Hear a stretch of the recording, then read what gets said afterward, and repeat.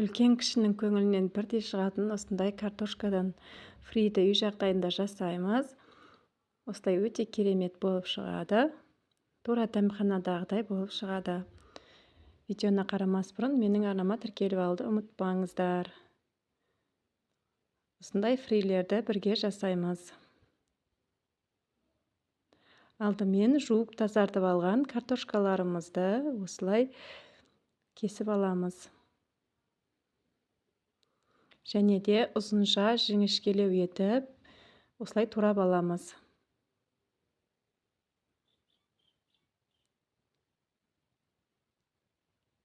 Видеоға лайк басып, пікір қалдыруды ұмытпаңыздар.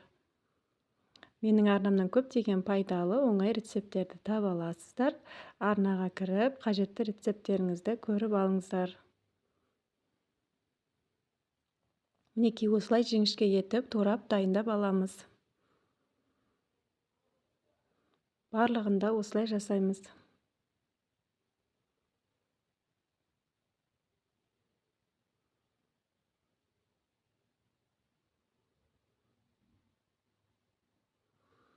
Келесі кезекте қайнап тұрған ыстық суымызды ыдысымызға құйып аламыз.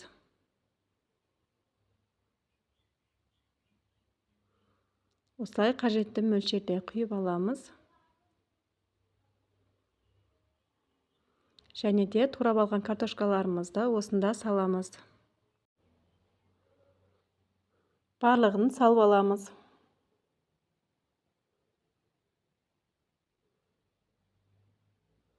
Бес 10 минуттай осы ыдыста қалдырамыз. Осылай бір араластырып жібереміз.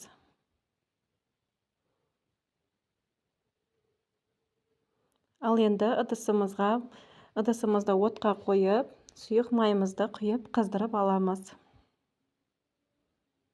Осылай кішкене мөлшерде құйып аламыз. Ал енді ыстық суымызда тұрған картошкамызды осылай сүзгіден өткізіп аламыз. Майлыққа салып, кішкене кептіріп алсаңыздар да болады.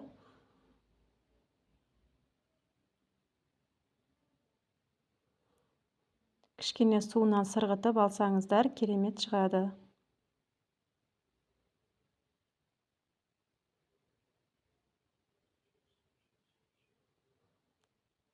Осылай барлығын алып алдық. Ал енді дәміне қарай ас тұзын қосамыз. Және де 2 ас қасық кукурузды крахмалын қосамыз. Және де араластырып аламыз.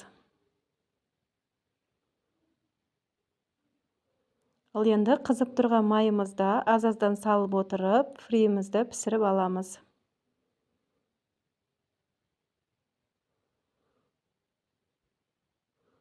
Балаларыма жиі жасап тұрамын, өте қатты ұнайды. Сондықтан сіздермен бөлісіп отырмын. Қызарғанша қуырып аламыз.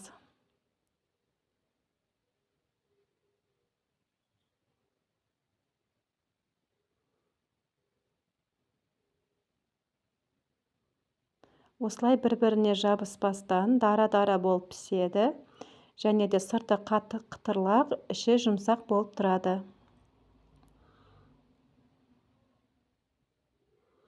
Майымыздан осылай алып аламыз. Осы рецепт бойынша жасап көріңіздер. Видео пайдалы болса, каналыма тіркеліп, лайк басуды ұмытпаңыздар. Баршаңызға ас болсын. Жасап көріңіздер.